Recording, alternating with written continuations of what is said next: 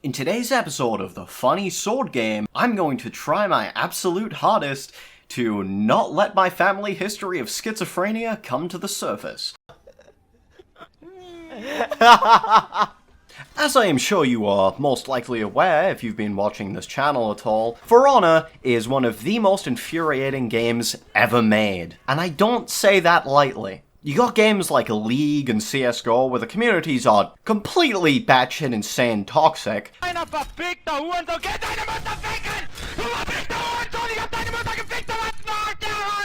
But For Honor, on the other hand, the anger in this game does not come from the people. It instead comes from within yourself, and it comes from the game. The game is making you angry. And I'm sure you can see why when you see shit like this happen. You see here, my team is breaking. I was playing like ass. I'm not even gonna blame my teammates because I was playing awfully.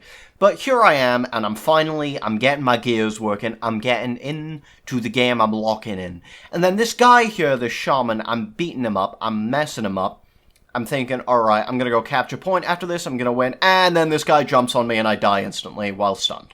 Woohoo! For Honor! Woo! So, yep, that's right, that's what today's video is about. It's about how to play the video game without going insane.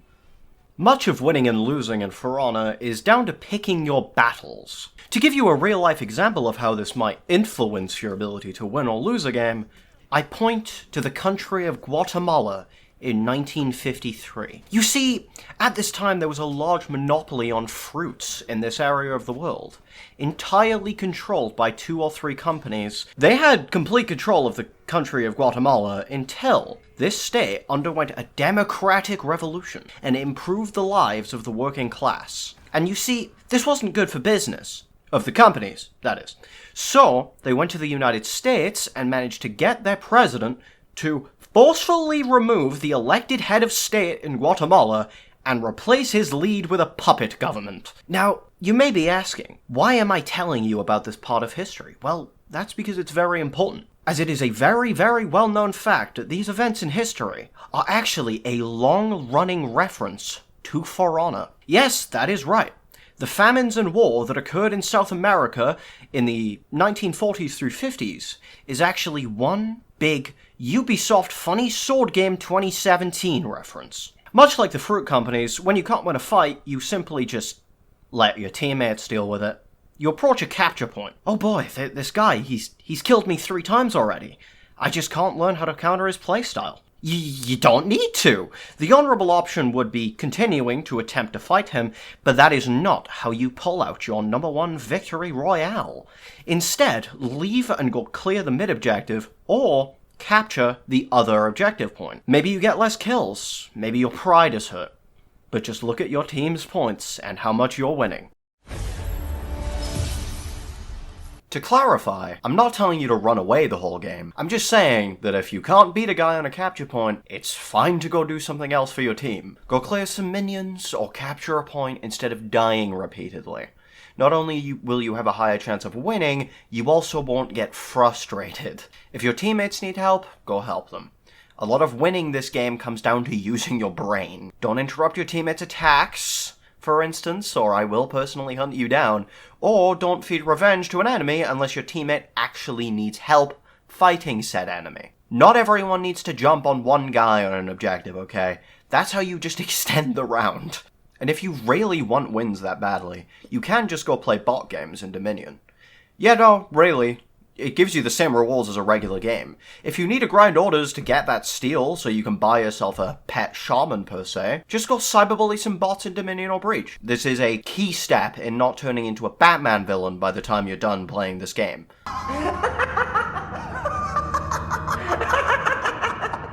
Something important to remember is that everyone finds different things difficult in this game. For instance, in this clip here, I'm having no problem destroying the enemy team, because for some reason, the game put us with players that had a lot less playtime than us. My friends, on the other hand, didn't know how to counter the enemy's characters and playstyles. I'm not having a good day. No, it's just a team that is filled with gay ass characters. Why are we playing with such low level reps? It feels like when they're lower level rep, they're harder to play against. Yeah, because they have a no-brainer. Well, if they had no brain on it, why would they be winning? In the clip, you'll hear one of my friends say that fighting lower level reps can actually be harder than fighting people at the same tier as you. And this isn't just him. I get this too. Pretty much everybody that plays this game that I've asked also gets it. So I have coined a term for this phenomenon. It's called the getting good conundrum. As you get better at the game, you'll get more used to fighting people that actually know what they're doing. You know, they know how to use their combos, they know all the mechanics, but when you fight a lower level person, you're not really prepared for them to start flailing raw heavies at you. This is why I have actually built this into my strategy. When I realized that lower level players were beating me with very basic things on occasion, I started using very basic things again. For instance, you can throw an unblockable attack, or just a heavy, and then throw another raw heavy from another direction. A lot of people will panic because they don't see this coming, and be confused, and you'll land the heavy. Of course, there are also those who have seen this happen, and do it themselves, and will counter it, but it's a good tactic to use on occasion, regardless. Also, sometimes you can just get away with throwing a raw heavy in general. I've been so distracted in between my bursts of editing this video over the last month that I have genuinely no idea what the fuck I'm talking about anymore. But onwards we charge regardless, I suppose. My next point of order is using your perks and feats as effectively as possible. You of course can simply shoot people with your longbow or use Bounty Hunter for that free health on kill, but this is what I professionally refer to as little baby shit. There are many combinations of perks and feats in this game that can make you an absolute menace. All characters have different combinations that make for an interesting method of playing, but my personal favourite is on Nobushi. If you level up your gear score and grab the Rising Dawn perk, you can revive allies to 75% health instead of the wet tissue paper health that they usually come back at. If you combo this with the tier 1 feat Speed Revive, you become the ultimate medic. The clip playing in the background is honestly one of the funniest things I have ever done in this game. Like, how the fuck does this guy not see me here? Some Looney Tunes type of shit, man. Typically, revives are sort of not worth it in a lot of scenarios, but with this combo, revives become extremely powerful, at least in my personal opinion. I imagine there'll be at least one motherfucker in the comments hitting me with actually... And you're in the competitive For Honor subreddit, aren't you? Aren't you, buddy? You play solo 90% of the time, don't you, pal? Yeah, that's what I thought. Anyway, enough about the voices in my head. Another extremely powerful combination is on Lawbringer. And I shit you not, I had to build this setup purely for this video because I do not play much Lawbringer. And it took far longer than I care to admit. The Bulk Up perk increases your health based on your Renown level. Last Stand gives you 40% damage resistance when at critical health, which is just when your screen looks red like this. Bastion gives you 10% damage resistance when in a zone or carrying a banner. All of this in combination will make you an absolute behemoth. My best friend, who is the person that I started playing this game with to begin with, is a Lawbringer main, and is also almost definitely on the autism spectrum. And he calculated this combination to work out to the equivalent of 220 health when capped out. For reference, Peacekeeper has a grand total of 120 health by default. So you can turn yourself into the medieval equivalent of a Panzer IV. Lawbringer also uniquely has access to both the Rising Dawn perk and the Protective Revive feat, meaning that if you make your loadout for it, you can revive allies to the equivalent of 140% health with the shield, meaning you will actually give allies more health than they would have had if they had respawned instead. Everyone shits on the perk system in this game, but it's honestly quite fun to tinker around with, even if it is quite limited in a lot of ways. Hello, my name is Outro. That is not how that was supposed to be said. For today's outro, I thought I'd try something a little bit different instead of just flashing images on screen and talking into my microphone.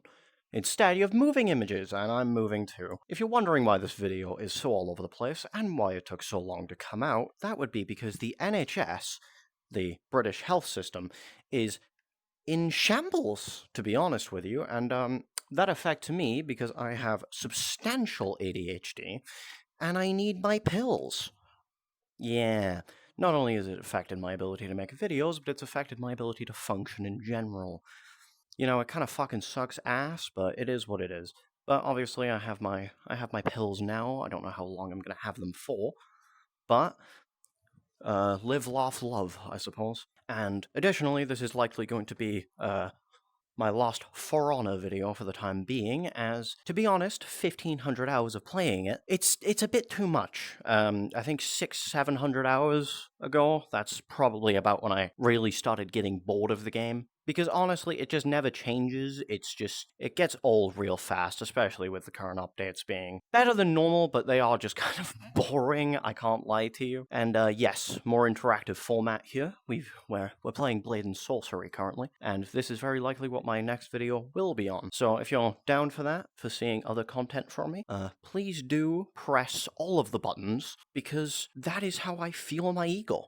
What's it called? All that support feeds my ego, and if it feeds my ego, then it keeps me doing it, right? And as you can see, this is another game that I put far too many hours into, but this game's actually, like, good, unlike For Honor, so I don't feel sad about it. And while this game doesn't really need a tutorial, it's rather simple, my next video will be on it. Maybe I'll share some of my funnier strategies, maybe some things like that, but, you know, at the end of the day, thank you for watching, and I'm gonna stab this guy in the balls. I missed. Let's try that again.